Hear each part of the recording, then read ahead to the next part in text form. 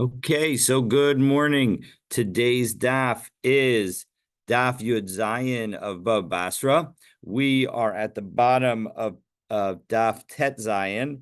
We are on the last line at the Taf Reish Tana Rabbanan. So let me share my screen and we can really get started. So what have we been doing? We having over the last couple of days, we've gone through the story at the beginning of Sefer Eov and the story of Job and understanding that. And during the course of that, we transitioned to understanding the blessing of Bakol, that Hashem blessed Abraham with everything. Because that served as a basis to ask a question on whether or not daughters are a positive or negative development. And now that we've raised this blessing of Bakol for Abraham, we are going to now take a number of other teachings that relate to it. So again, last line on Tet Zayin Amud Bet, Tana Rabbanan. So there that the rabbis taught in a brisa. Shlosha hit iman Hakadosh Baruch Hu ba'olam hazeh. As we turn to Yud Zayin Amud Aleph, Miein Olam Haba, that there are three people that God allowed to taste the world to come in this world. So Eluhain, and these are the three: Abraham, Yitzchak, Yaakov. Abraham, Yitzchak, Yaakov. Abraham diksiv be Bakol, Yitzchak diksiv be Mikol, and Yaakov diksiv be Kol. Meaning that the word Kol, everything, certainly constitutes some indication that they received more. Now, you may be thinking, didn't we just yesterday, at the very beginning of the day, talk about how Eov got a taste of the world to come? How can we say that only these three people got a taste of the world to come, right? Because when Eov planted and sowed, it would immediately grow, and that allowed his animals to graze right next to the plowing animals.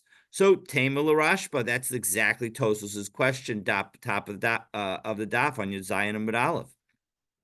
Rashba wonders, Amai lo chashav nami Eov? Why don't we also include Eov in this calculation? Da Amar La'el, we said above, Asanos roos al yadehem, that the she-asses, they would be grazing right next to the animals that were plowing. Melamed shehitimo kadosh baruch hu me'ein olam haba, and we even use a very similar language. Yesh lomar de'iyav lo haya ella bechad milsa, that the difference is that Eov only tasted one aspect of the world to come, this sense of everything being immediate. Available immediately. Exactly. But Abraham, Yitzchak, Yaakov, nenu me'ein olam haba mikol v'kol. They were able to understand and benefit from every aspect of the world to come, and that is why the three of them are in a distinct category. So, having referenced one situation of Bakol Mikol Kol, we'll now mention another. No discussion of Moshe. Yeah, no discussion of Moshe here either. That's exactly right. But I don't know whether there's a Gemara that says specifically that Moshe had that taste, and certainly wasn't in this context. But we will get to Moshe very, very shortly. It would seem logical, though, that Moshe would be, since he spoke to God, panim. Yes, 100%. Absolutely. And of course, he acted while he was up on the mountain like an angel. Like a malach, Exactly. So you definitely I definitely could imagine that he could have been included. But again, he did not have the blessing of Bakol, Mikol, or Kol. He didn't have a blessing associated with Kol, and that's what the Gemara is hitching its conclusion on. So Shlosha Lo Shalat Behen Yetzer Hara. Here's another one that ties the same. You'll have the same question. Why isn't Moshe mentioned? There are three whom the Yetzer Hara had no power over them. So Ella Eluhain, Abraham, Yitzchak, Yaakov, and again Dixiv Behu Bako Mikol Kol. Of course, now when we say in the Birkat Hamazon Bako Mikol Kol, we can think about these other blessings that they were able to benefit from, and how we are praying for them as well. So V'yesh Omrim Av David, and some people say that David also was immune from the Yetzer Hara, and on what basis? Dixiv Bilibi Chalal Bekirbi, right? That my heart has become empty, has died, within me. So this pasuk in Tehillim, Kuf Tet, is David saying that some aspect, of within his heart has died, and maybe that refers to the Yetzer Hara. The Idach, why is it only some people say? Why don't other people agree with that? Sarehu madber, that he was actually referencing. I'm sorry, does that Madkar. I'm sorry, I think I need a better prescription. My ability to distinguish between cuffs and bets has really tremendously diminished over the last couple of months. So, all right. Anyway, so what David is recognizing here is the pain and suffering that he has experienced in his life, and that a small piece of him has died. As Rashi puts it, fourth line in Rashi on Yud Zayin Amud Aleph, Tsarei Kamadkar, he's recognizing the pain that he's suffered. Ali Bo Mamish means a literal pain on his heart.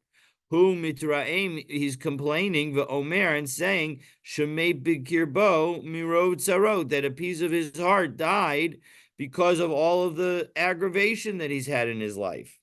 Okay, so that's teaching number 2, again tying to Bako Mikoko. We're going to now have a series of other lists.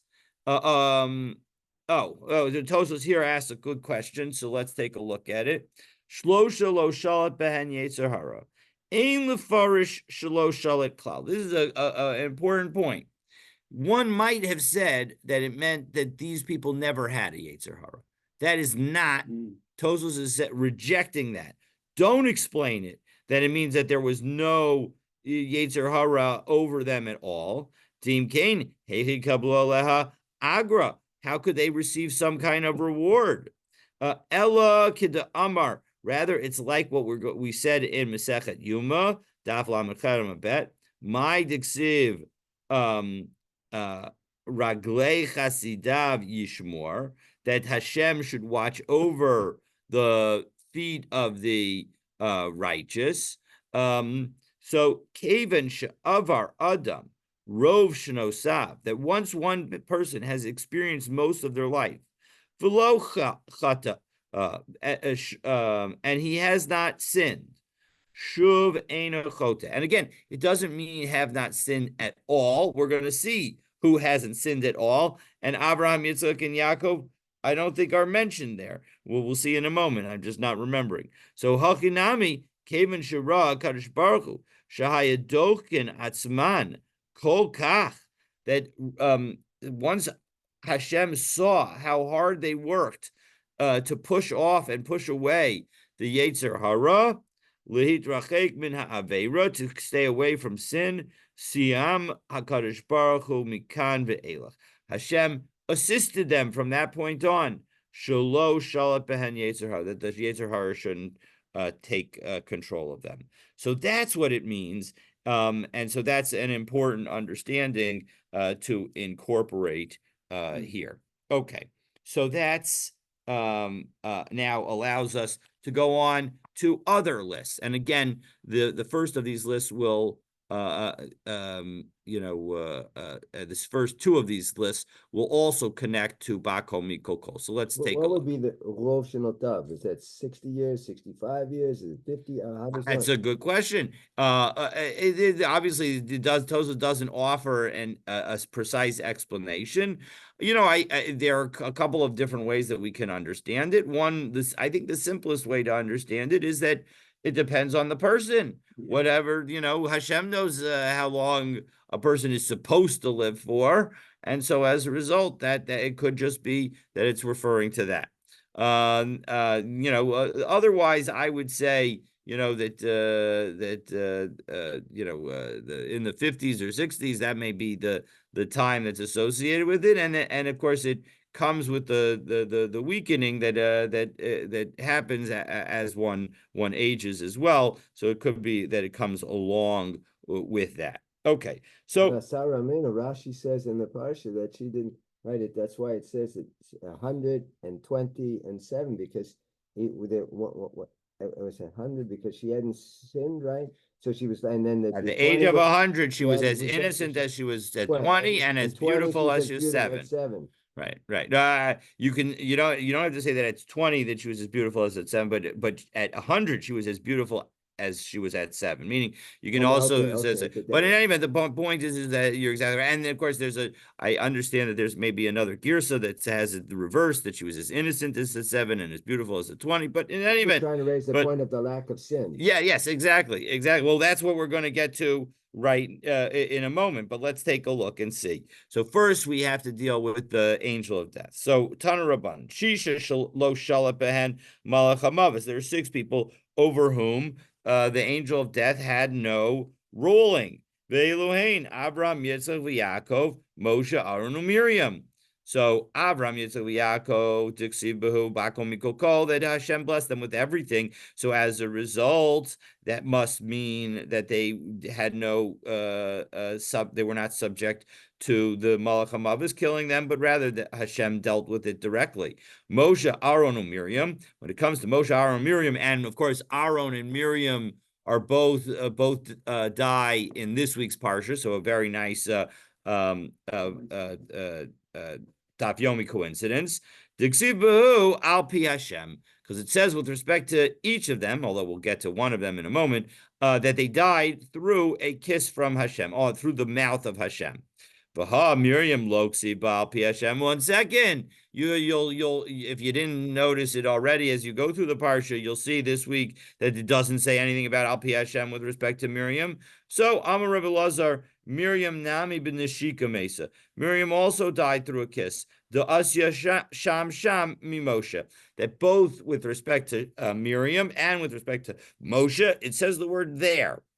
Meaning that when it comes to Moshe, it says Vayam where does it say Vayamat Sham Moshe? It's in Dvarim Lamed Dalid Pasuk. And here in our this week's parsha, it says Vatamat Sham Miriam Vatikaver. So name Malo Nomar Ba Al Pi Hashem. Shiganai Hadavar Lomar. It would be a little bit negative to say such a thing. Meaning that to the extent that we view Hashem as primarily having a masculine gender, so then it would be inappropriate to have him kissing Miriam or having their mouths touch. So that was item the next one on the There are other list. people we talked to about Eliyahu Navi. It's Yes, an excellent, Bat Asher. 100%. In next in Yeah, 2-3 weeks from now, it says Ubnei Korach lo metu. 100%. Well, Ubnei Korach lo metu doesn't mean that they never died, Okay. but yes, 100%. And Serach, she Serach lived Bat Asher. Serach Bat Asher. She lived a very long time. Again, doesn't necessarily mean that. But Eliyahu is a great question because essentially we say Eliyahu went up to heaven without dying. So excellent question. I don't have a great answer. It's an excellent question. All right. So the next list is a list of 7. Tanu Rabbanan Shiva lo shalat behen Rima v'Tolea. There are 7 whom their corpses were not affected with worms or maggots. Ve'eluhain. Now, I guess one aspect of it could be that it's that when we say that they didn't that the Malach HaMavet had no ruling over them, but they did die.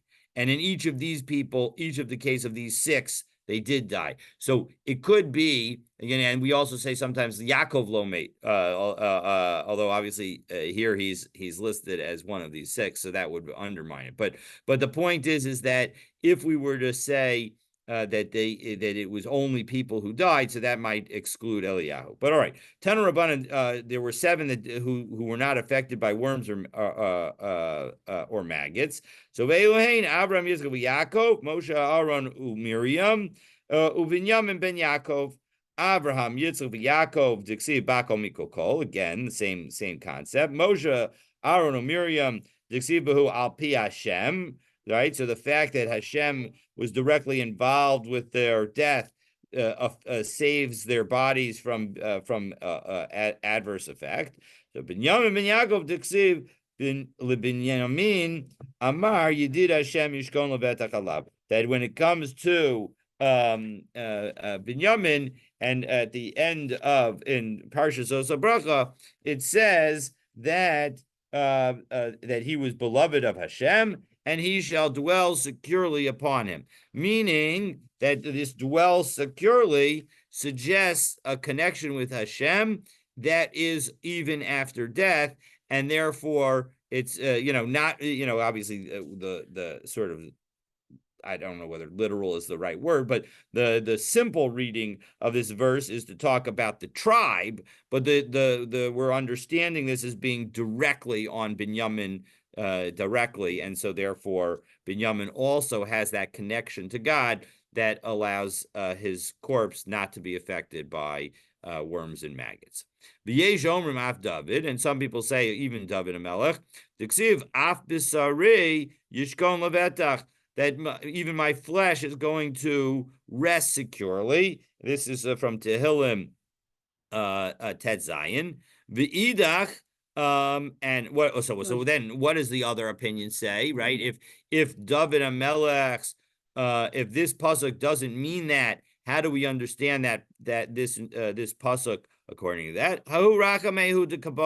It's not a statement of fact, but rather a prayer for the future. He didn't know it was going to happen, so therefore that would be the story. I would say that the Alike Beitar, isn't that the reason for the 4th bracha and Birkat, right? So they found their court and they hadn't decayed. Excellent question, and so I would answer that first of all, decay does not necessarily coincide with the maggot question. We also had who was it that died and they put him in the attic? Remember, we had in the Gemara, in the Gemara, but actually in that case it notes that a worm climbed out of his ear, or something climbed out of his ear. So the point is that shows that even as his body didn't decay, there could be worms and maggots. But more importantly, the sense of these is that it's permanent. And of course, Beitar was only until they were allowed to be buried, when they eventually were buried. So that was the miracle, but then eventually were buried, and presumably their corpses decomposed as normal. So Tanu Rabbanan, Arbo Mesu Be'etyo Shel Nachash. There are 4 that died Be'etyo. Rashi understands Etyo as the advice, as a result of the advice of the snake. So meaning that only the tradition is that Adam HaRishon would not have died, but for the fact that he sinned, and the only reason that he sinned is because the snake effectively entrapped Chava, and so only on that basis did these 4 people die. Ve'elu hein Binyamin ben Yaakov, ve'amram avi Moshe, ve'yishai avi David, ve'chilav ben David. So these 4 people never, only died as a result. It's not to say again that they didn't sin, but they only died as a result of the punishment of Adam Harishon.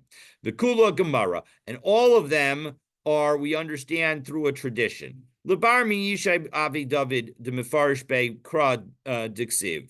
Except for when it comes to Yishai, where we could see an explicit verse because of the following which is written. And again, this is all from Divrei Hayamim, and I'm sorry, this is from Shmuel Bet, Pasuk, Parak Yud Zayin, Pasuk Kaf Hey, where it says, "Ve'es Amasa Sam Avshalom Tachas Yoav al Hatzava, ve'Amasa ben Ish Ushmo Yisra HaYisraeli, Asher Ba El Avigal." It's a reference to Abigail, Bas Nachash Achos Truya Im Yoav. So this is all being brought. So Avshalom put Amasa in charge of the army instead of Yoav, and Amasa was the son of a man whose name was Yisra, the Israelite, who had relations with Abigail, and Abigail was the daughter of Nachash and the sister of Tzruya and the mother of Yoav. So now Abigail here is said as the daughter of Nachash, but Bas Nachashi, was she really the daughter of somebody whose name was Nachash? V'halo Bas Yishai, she was the daughter of Yishai.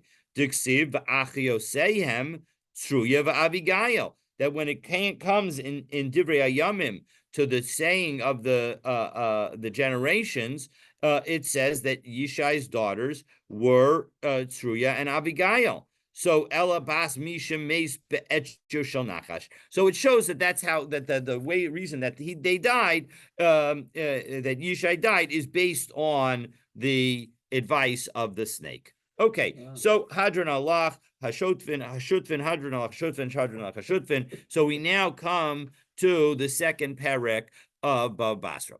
And in the second parak of Bava Basra, we are going to address actions that one should avoid taking in one's own property to prevent damaging the property of one's neighbor. So let's take a look and let's see. We're going to have a list of a number of different items, and from there we'll go into the Gemara. So lo yachpor adam bor samach leboro shel chaveru. Don't dig a pit in your property near a pit in your neighbor's property. Below siach, below mara, below amas hamayim, below nivreches kosin. These are other kinds of diggings that you would want to do. A ditch, a pit is circular or at least not long and thin, whereas a ditch is long and thin. Lo ma'ara, a vault, right? A vault is like a cave, but it's a cave that is dug out. Lo amas, it's like a bomb shelter. Lo amas hamayim, not a canal, an irrigation canal for water. Below nivreches kosim, and not a launderer's pool in order to do laundry in. Ella im kain, but you can do so if hirchik mekosel chavera shlosha tvachim v'sad besid. If you separate from the wall of your neighbor and for 3 tvachim, and you apply lime presumably to the wall of the pit. Rashi says, Ela im kain, mipnei shehachafira hasmucha labor mechaleshes kozli abor umarpeb otan. Because if you dig too closely, you're going to cause harm to the other pit through the digging. Now, Tosfos has a problem with that. Tosfos says it can't just be that, because then what's the point of the applying of lime to secure your pit? So as a result, Tosfos suggests that actually it's the water damage that's at issue.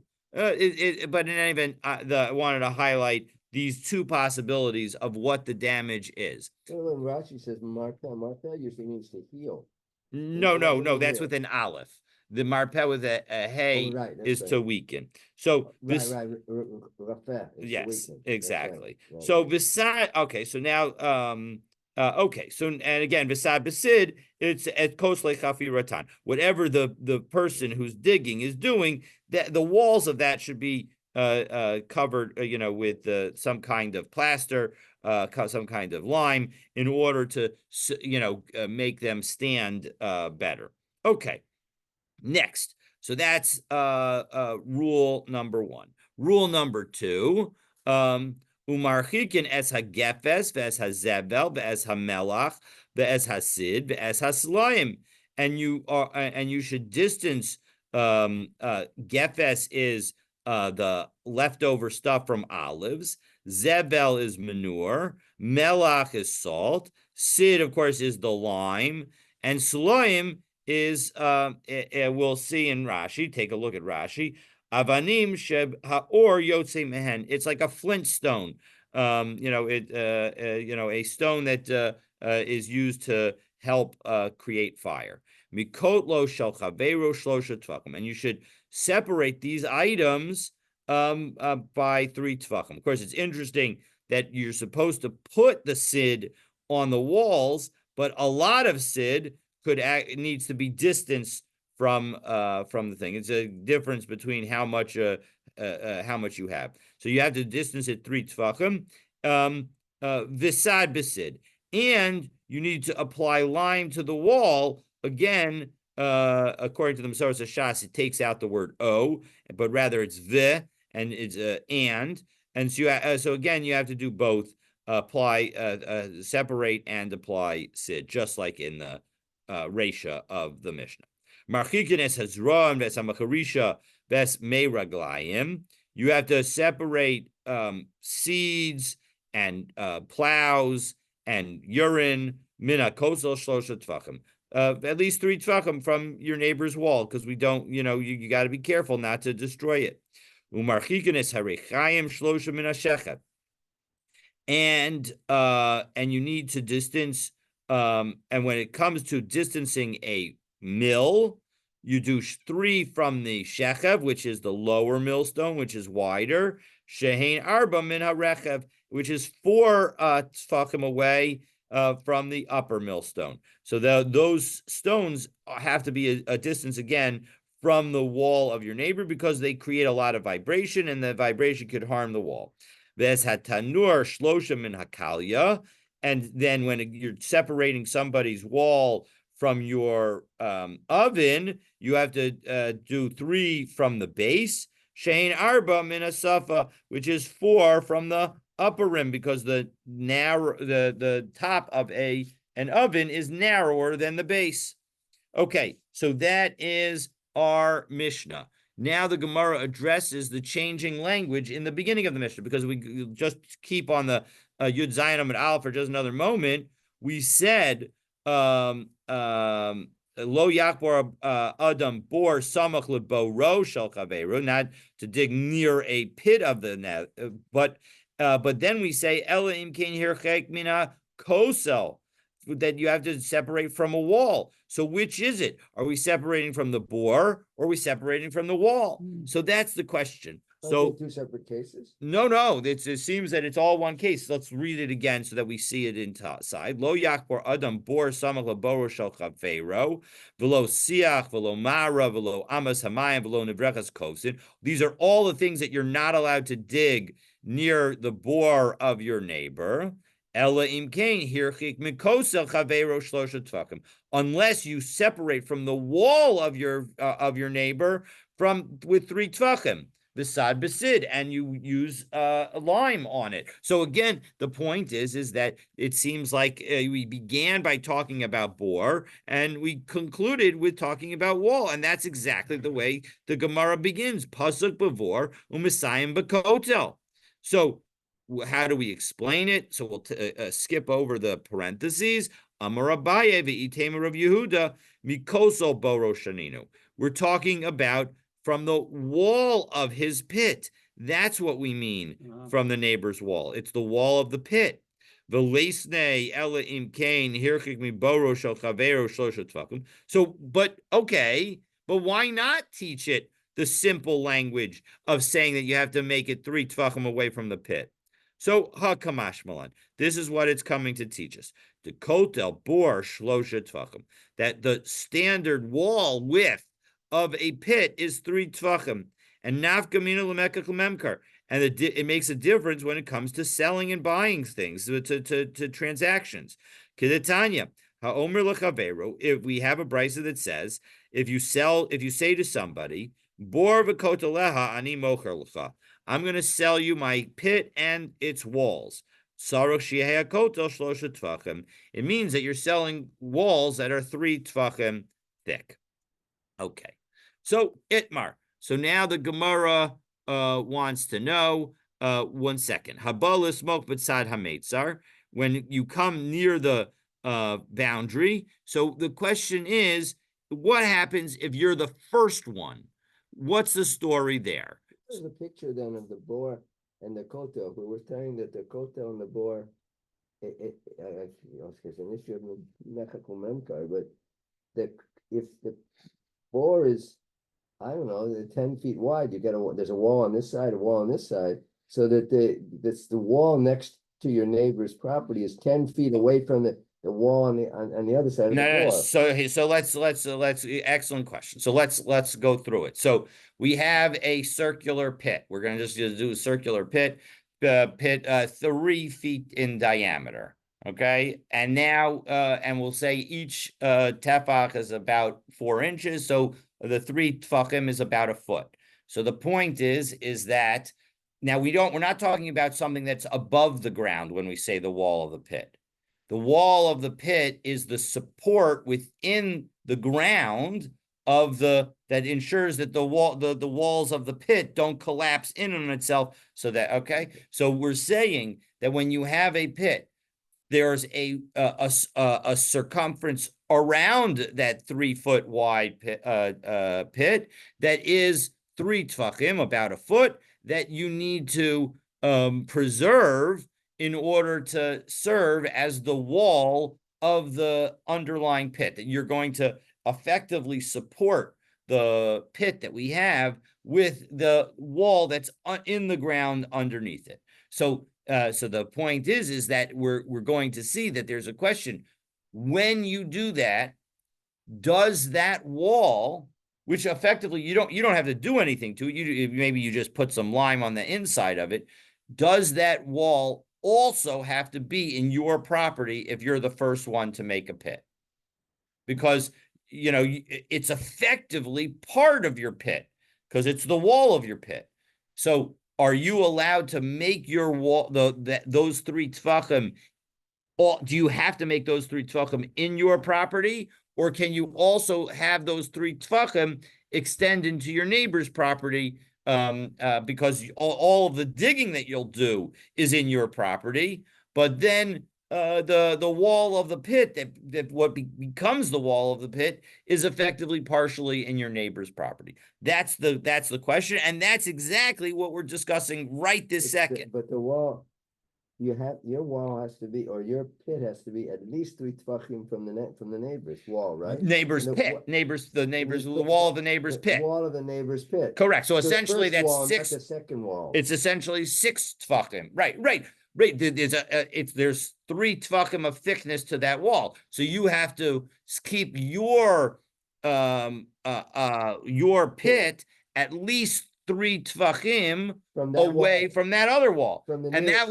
And that way, what ends up happening is your wall of your pit, which is 3 tefachim, and the wall of his pit, which are 3 tefachim, will be immediately adjacent to one another. Okay, so that is the way it ends up. But now the question is, what about when you start your digging? I don't have a pit in my yard yet. Okay, I don't have a pit in my yard yet, and now you dig. Are you able to dig all the way to the edge of your property, or do you have to back up 3 tefachim? That's the question we're going to see right now. So, right. So let's take a look. Haba lismok. Rashi actually says boro tchila. He's building his bore first. Bitzad hametzar, at the edge of the boundary. Ulachavero ein sham bor, and your neighbor doesn't yet have a pit. So Abaye Amar Somech, you could put it right next to the boundary. You don't have to do any distancing. Rava Omer Eino Somech. Rava says you can't do that. Okay. So now we're going to define the scope of this dispute. And we're going to have two versions of this dispute. But don't they need arba amot avodah? Isn't that what we learned earlier? Even from the board, you still have to have four. Well, the Arba Amos Lavoda is for working a vineyard. Right, that's right. But it's not necessarily for a pit, and maybe you have access to the pit from the other side, so you don't need to have access to the pit from the side on his property. So you can so it's fine to go all the way up to the borderline. So let's take a look. Besada hasuya laboros. So according to the first understanding of the machlokes, divrei hakol enosoma. When people put pits in their yards, we're talking about a neighborhood where people have these kind of cisterns in their yard all the time, then everybody agrees that you cannot put it straight up to the border because you know that your neighbor wants to also dig a pit, even if there isn't one there currently. Key pligi, where do Abaye and Rava disagree? Besada she'ena suyalaboros. In a field that is not made for pits, Abaye Omer Somech. In that situation, you can put it next to the boundary. Daha'ena suyalaboros, because it's not fit for pits. And Rava Omer Ena Somech. And Rava says you cannot. Because just as you changed your mind and decided to dig a pit in a place where we don't usually dig pits, I also want to change my mind and dig a pit. So as a result, that's the nature of the machlokas. Now we're going to be discussing and trying to prove who's right on this for much of the day tomorrow. But before we get there, Ika de Amri, there's another way to understand this argument. It's not the argument is not about a place where you don't dig pits, but it's an argument about where you do dig pits.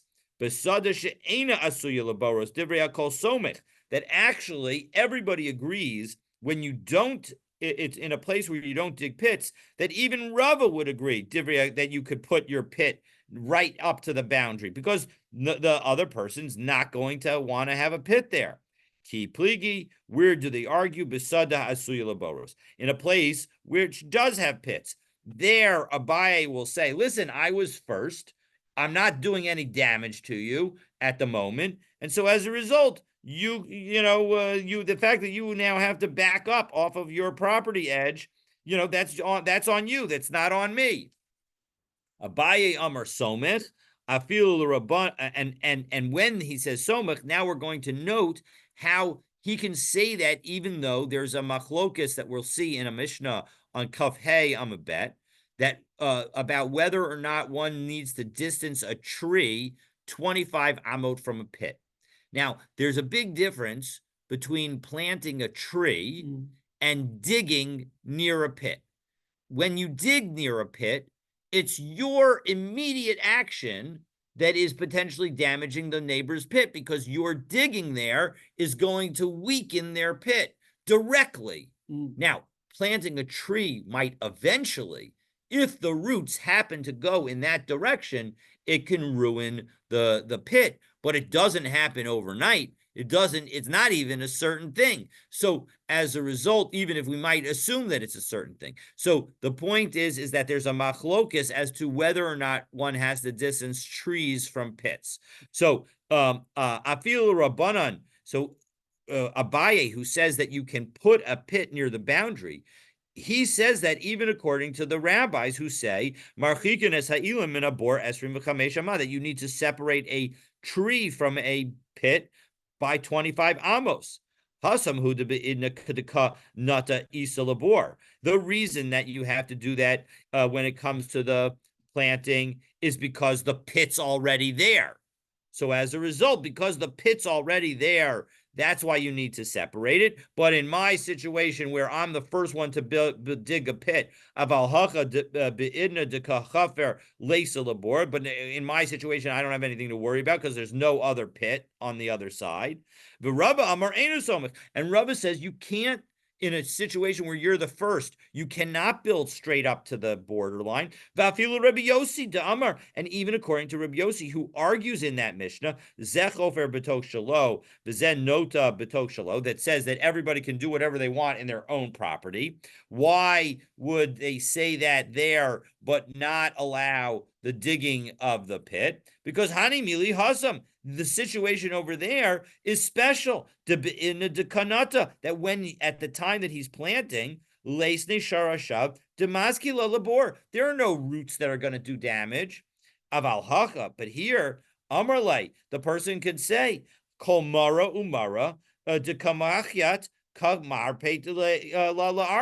every time you dig, right? Every hit of the shovel against the ground that you make causes my land to be weaker.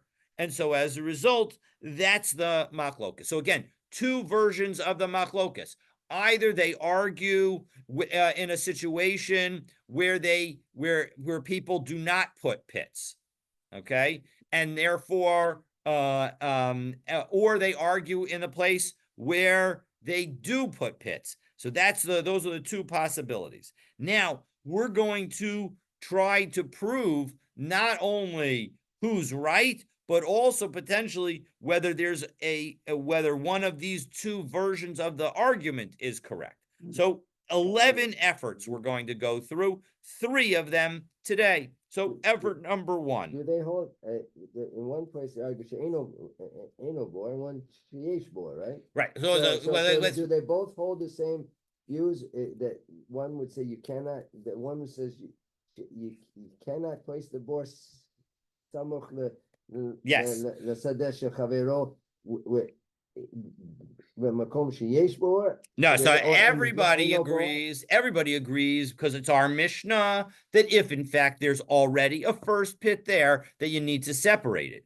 This argument between Rava and Abaye is all about where you're the first one to dig a pit in this area. You're the first one. And so as a result, we're not worried about your current damaging of your neighbor's yard or your neighbor's pit. There's no worry about that.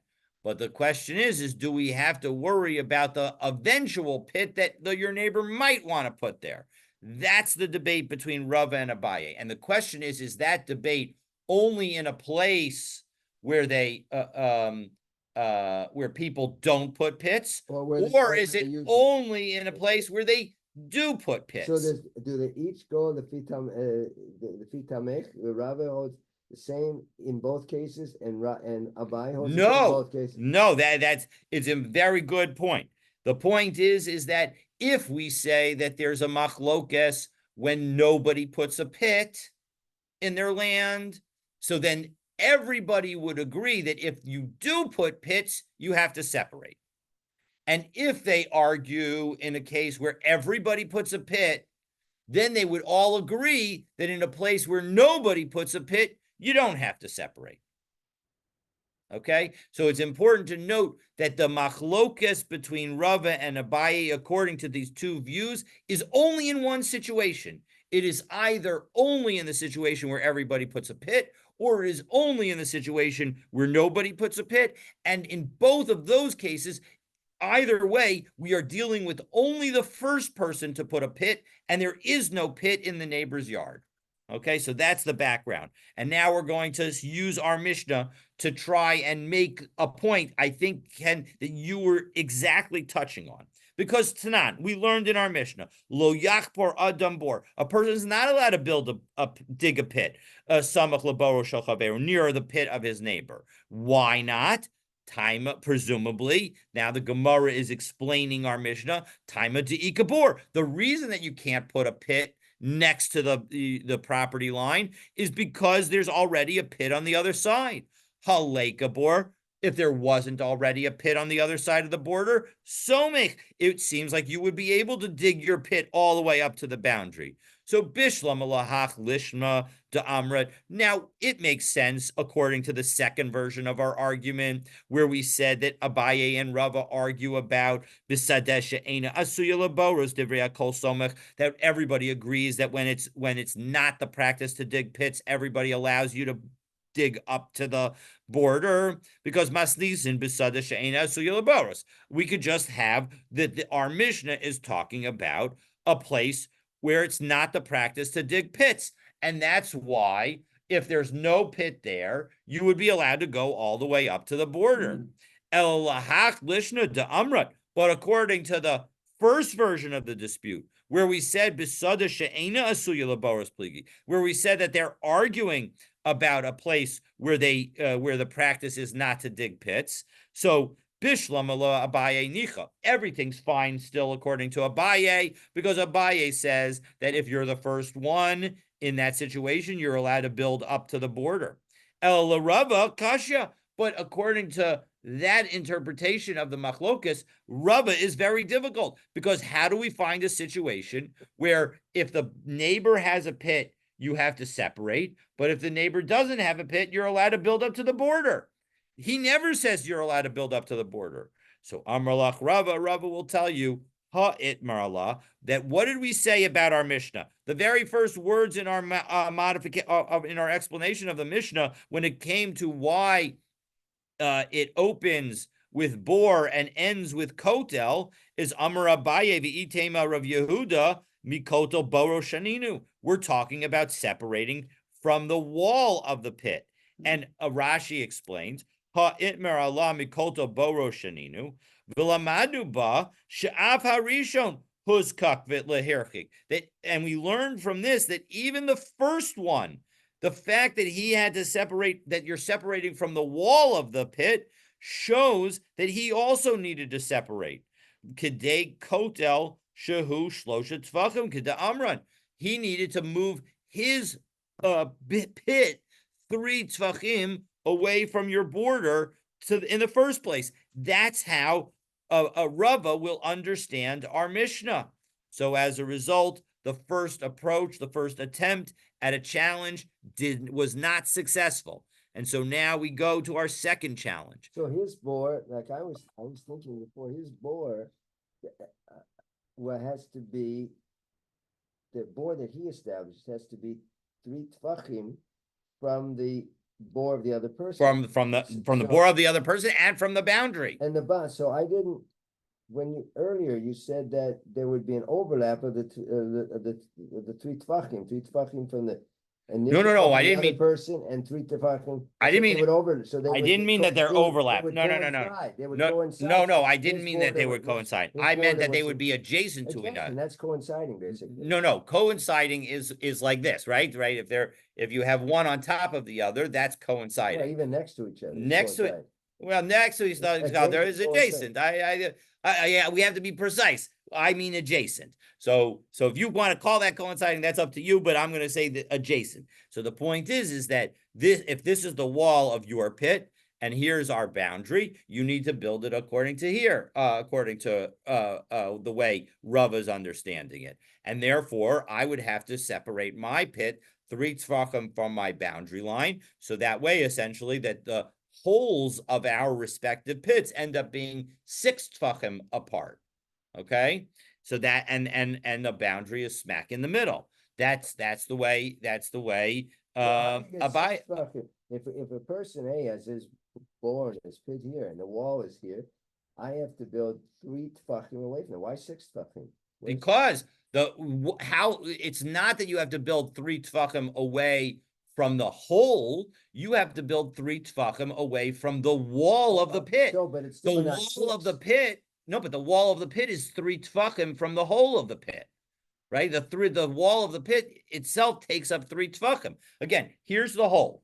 You have to look at my hands. Right. Here's the hole on your side. Here's the wall. This thickness, we'll call this thickness 3 tvachim. And here's the wall of my pit, right. And here's the hole of my pit. So I have to dig. The digging of my pit has to be 3 tfachim away from the wall of your pit, not the hole of your pit, Right. the wall of your The pit. pit. So now if we end up with my digging is 3 tfachim from the edge of your wall, the wall of your pit is 3 tfachim, so the hole of your pit is 6 tfachim from the hole of my pit. Okay, the whole. That's exactly But what I'm we're saying. considering the pit, Yeah. including the Yes, wall. if you're well, So if you're therefore, it's 3 tfachim well, from the wall of then that we pit. end up with 0 distance between them. That's exactly right, 100%.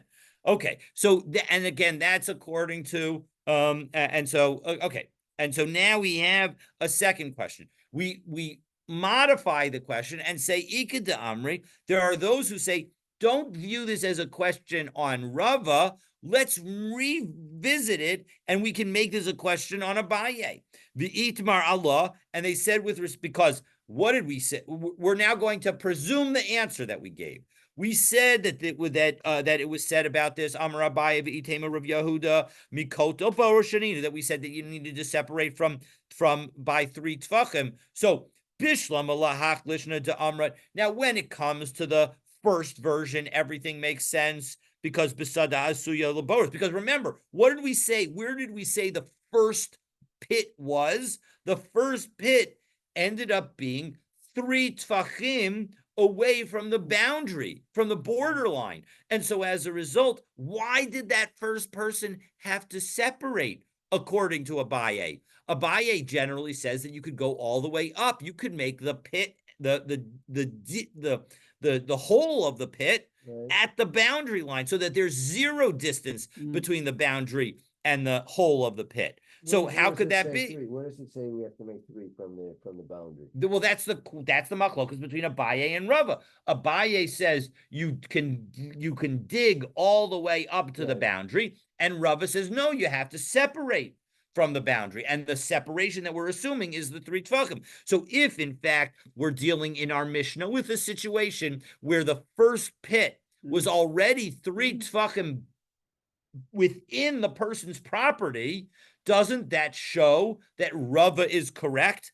So we can answer Bishlam lahachlishna according to the first version of our machlokas, where our machlokas is in a place where where nobody digs up, where people don't dig in their land, and so therefore, if it was a place where people did dig, then even Abaye would agree that you need to bring your pit within your property. Well, so then we're dealing with a place where people dig, and so as a result, even Abaye agrees that you have to move within your property, so everything will be fine. Everybody agrees that you cannot build it all the way to the boundary line. So so we could say that's his property. You can do why? Because we said if that according to the first understanding of the machlokes, everybody would agree that if we're dealing with a place where people put pits on a regular basis, I know you're going to put a pit there. So even though you don't have a pit there now, I need to dig my pit within my property, respecting the land, your land, and I can't use it for the wall of my pit. And so as a result, that's why everybody would agree. But the problem is, but if you say that they're arguing about where you do have people that put pits, and everybody does put a pit, and Abaye is allowing us going to the border even in that situation, how do I understand our Mishnah? It all works according to Rava. Rava says you can never build it all the way to the boundary line. But Abaye kasha. But when it comes to Abaye, it's a big problem because Abaye had said that you could build all the way to the borderline, and now in our Mishnah we're seeing that the person who was the first one to build on the border didn't have to. He pulled back and he didn't go all the way to the border with his pit. So Amar Lach Abaye would explain Masnisin Shabo Lachbor Bavas Achas, that no, the reason that the first guy was also building within his is that they were coming at the same time. And when you come at the same time, so then everybody has to build within their property, even in a place where nobody builds pits. Even if you say that they're arguing in a place where everybody builds pits, excuse me. So, okay, so that was effort number two, So and effort number two was their unsuccessful. property ends at the border. So he could, in this case, one could, if they come at the same time or even at No, so different times, one could justify, I can build up to my border, right?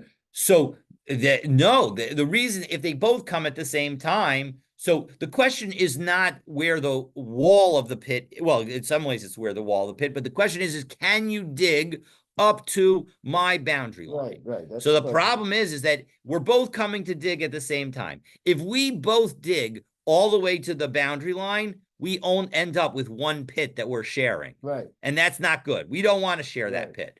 So as a result, even Abaye would agree that when we both come, we have to separate, each of us has to separate 3 tfachim from our boundary. We cannot dig all the way up to the boundary. So in the end, we end up with 6 tfachim between our 2 holes.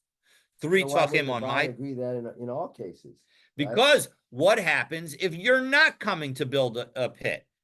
So if you aren't coming to build a pit, Abaye in certain situations, according to the first view of our Mishnah, where they're arguing that where people don't generally put pits. So right, where Shane and Regilim. So then, as a result, Abaye would say, well, if you're not regular, if I don't expect you to build a pit, I can dig all the way up to my border. And according to the second set of arguments, everybody agrees in that situation you could dig all the way to the border, and only and the machlokas between Abaye and Rava is where people do put pits. And Abaye says, even though I know that you may eventually put a pit there, you right now don't have a pit there, and as a result, I can dig all the way to your border. But the problem is how do we understand our Mishnah? Our Mishnah seems to say that the first person did separate from the property line. And so as a result, Abaye would say that that's a situation where they both came at the same time. And so as a result, it's not that the other person was first. They both came at the same time. Okay, so now let's deal with the last of our challenges for the day, and then we will leave the 4th through the 11th challenge, God willing, for tomorrow. So Tashma, Hababi Adayim, Asela Hababi Adayim. If you have rocks and dirt that comes up in your hand, meaning it's very loose, the earth. Zechofer boro mikan, zechofer boro mikan. Each one can dig their own pit on their side. Each one has to separate 3 tfachim from the boundary and distance and put line. So what is this? So now we have a question, because the implication is that that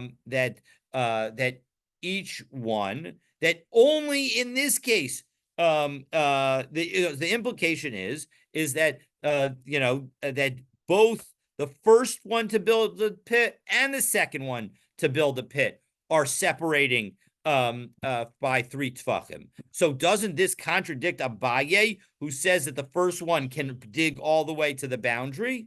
So Babi Adayim Shiny. No, we explained it. It's so clear that what the difference is.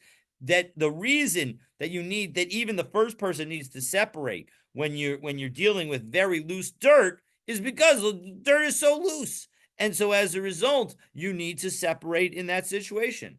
1 second, Udika Arila, my Karila. What in that situation? What's your even Haba mean? Why should we even have thought that this was a good contradiction to Abaye in the first place? So Babi Yadayim Itzrachale. Maybe I thought that it was telling us something special about Babi Yadayim, but the rule was also true even when the dirt was not Babi Yadayim. So because I would have thought that maybe when it comes to the situation when it's loose, Kevan de Babi Yadayim, Liboy Nami Rav Chatve, that maybe you would need more. So Kamash Malan, you don't need more. And Rashi explains, Kilomer Hu Adin, that the original thought was that the rule would apply, that the rule that we were saying in this brisa is not only when the dirt is loose, but even when it's regular dirt. The first person would also need to separate 3. And so the answer is that no, the reason in that brisa is only talking about Sela Hababi Adayim, and as a result, that is why the first person, according to Abaye, even would need to separate. So again, we've now tried 3 times to prove whether Abaye or Rav is correct, and whether we were going with according to the first understanding of the Machlokas or the second understanding of the Machlokas. We've got 8 more efforts to go. So stay tuned to tomorrow's daf to see how it all turns out. Wish you a Shabbat Shalom. And the Mishnah, according to everyone, that there has to be a separation. The first line is right. Chafor Adam bor samuch leboro shel chaveru, right, and so forth. So you need to separate 100%. You separate, and we need to separate 3 tefachim from the wall, not the hole. And so that's the question is that seems to suggest that the first one might want to be that even the first one would have to separate himself. And so Abaye says, no, that our Mishnah is dealing with 2 neighbors who's come at the same time. And when 2 neighbors come at the same time, it's clear that everybody needs to separate. So I will note that the daf for tomorrow has, I believe, already been posted.